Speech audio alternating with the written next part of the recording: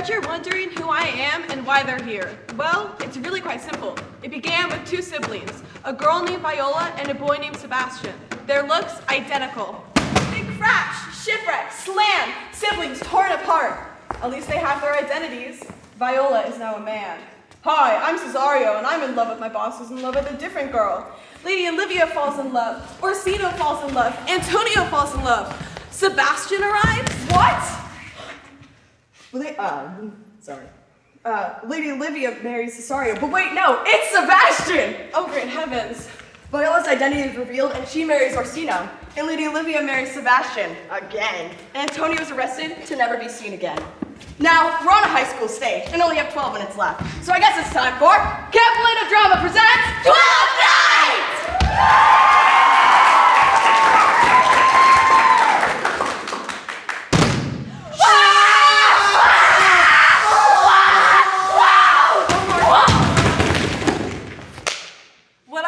And what I would are as secret as Maidenhead. To your ears, divinity, to any others, profanation. What country, friends, is this? This is Illyria, lady. Who governs here? A noble duke, Orsino. I've heard my father name him. He was a bachelor then. And so is now, or was so very late that he did seek the love of fair Olivia, a virtuous maid, the daughter of a count.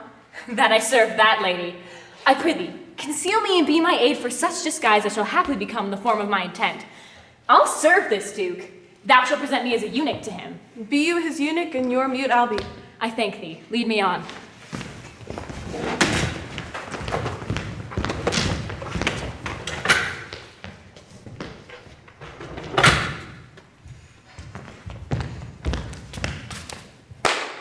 They shall believe thy happy years that say thou art a man. Thy small pipe is as the maiden's organ, shrill and sound, and all assemblative, a woman's part. Cesario, address thy gate unto her. Be not denied access. Unfold the passions of my love. It shall become thee well to act my woes.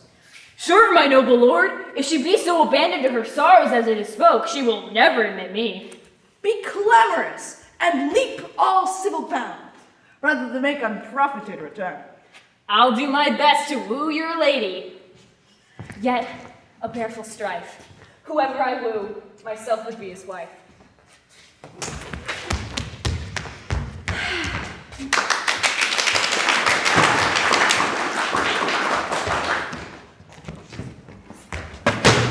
Madame, there is at the gate a young gentleman much desires to speak with you. Let him approach.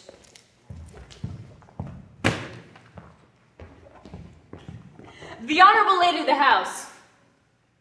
Which is she? Speak to me.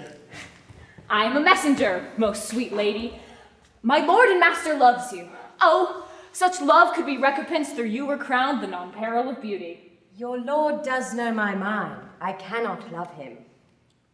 If I did love you in my master's flame with such a suffering, such a deadly life, in your denial I would find no sense.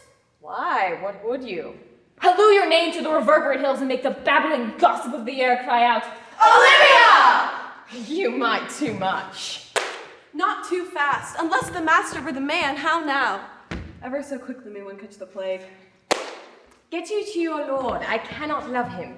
Let him send no more unless, perchance, you come to me again. farewell, fair cruelty. Mine eye too great a flatterer for my mind. How easy it is for attractive, deceitful men to hold women's hearts to their will. Fortune forbid my outside have not charmed her. As I am a man, my state is desperate for my master's love. As I am woman, now, alas the day, what thriftless sigh shall poor Olivia breathe? O time, thou must entangle this, not I. It is too hard a knot for me to untie.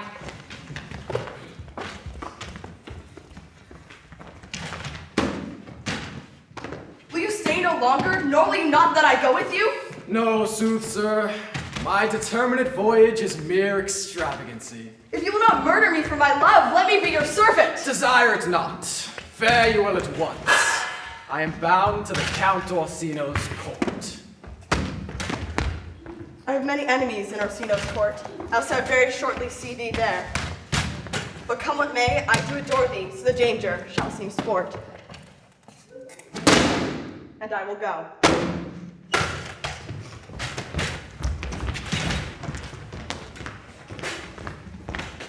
Once more, Cesario, tell her of my love. But if she cannot love you, sir? I cannot be so answered. Sooth, but you must. I know too well what love women to men may owe. My father had a daughter, loved a man as it might be. Perhaps, were I a woman, I should your lordship. But died thy sister of her love. Yet I know not, sir, shall I to this lady. Aye, to her in haste. A blank, she pined in thought, and with a green and yellow melancholy, she sat like patience on a monument, smiling at grief. Was this not love indeed?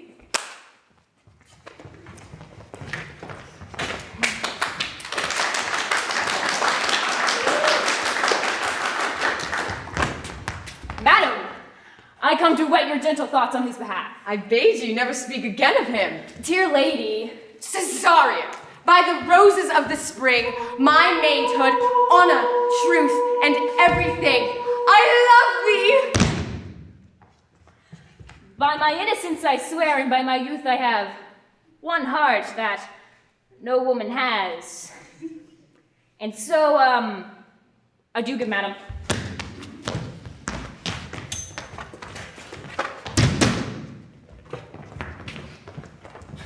I would not by my will have troubled you, but since you make your pleasure of your pains, I will no further chide you. But jealousy, what might befall your travel? My willing love, set forth in your pursuit. With adorations, fertile tears, with groans that thunder love, with sighs of fire. Trip no further, pretty sweeting. Journeys end in lovers' meeting. My kind Antonio, I can no other answer make but thanks. Now what should we do? I do not without danger walk these streets. For once in a sea fight against the Count, his galleys, I did some service. In the south suburb at the Elephant is best to lodge. There shall you have me.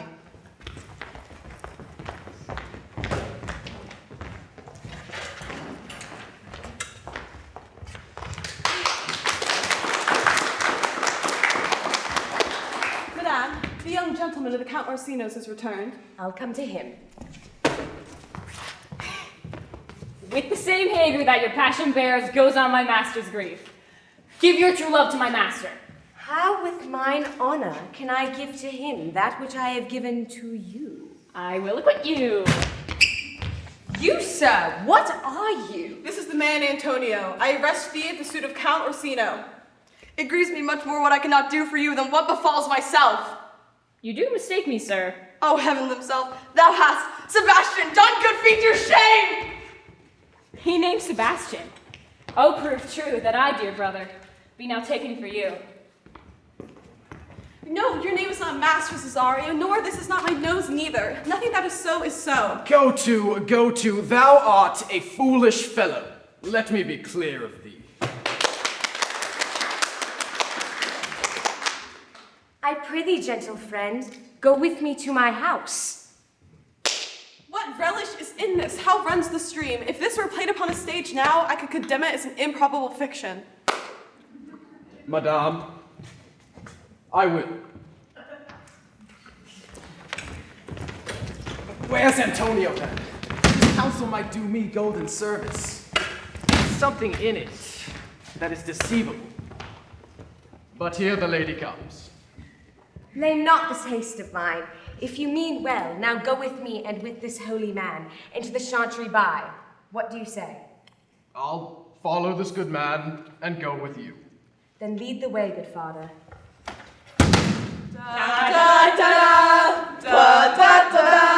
Ding!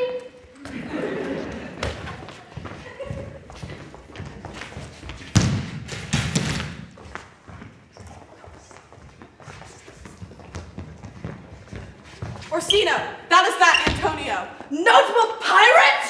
Thou art a salt, what a thief! Orsino, noble sir, thou most ungrateful boy, there by your side, from the rude seas and rage and foamy mouth did I redeem. How can this be? Here comes the Countess. But for thee, fellow, thy words are madness. Take them aside. Madam, Great us, Olivia. What do you say, Cesario? My lord would speak, my duty hushes me. You, uncivil lady, to whose ingrat and unauspicious alters my very soul, what shall I do? Even what it please, my lord, that shall become him. Since you to non-regardance cast my faith, this minion, whom I know you love, I will tear out that cruel eye where he sits crowned in his master's spite. Come with me. Where goes Cesario? After him I love more than I e'er shall love a wife. How am I beguiled? Hast thou forgot thyself? Is it so long? Call forth the Holy Father, Cesario, my husband. Stay. Her husband? No, my lord, not I. Fear not, Cesario.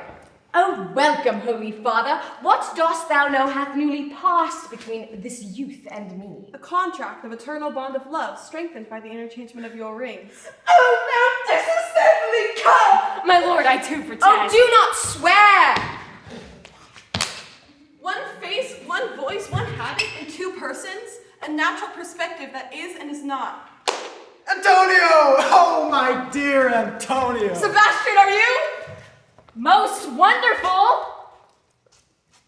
Do I stand there? I never had a brother. If nothing lets to make us happy both but this, my masculine usurped attire, do not embrace me until each circumstance of place, time, and fortune do cohere and jump to that. I am Viola. So comes it, lady. You have been mistook. Thou hast said to me 1,000 times thou never shouldst love a woman like to me. And all those sayings will I overswear. Give me thy hands, and let me see thee in thy women's weeds, and you shall from this point be your master's mistress. A sister, you are she! Of our dear souls, everything adheres together. What can be said?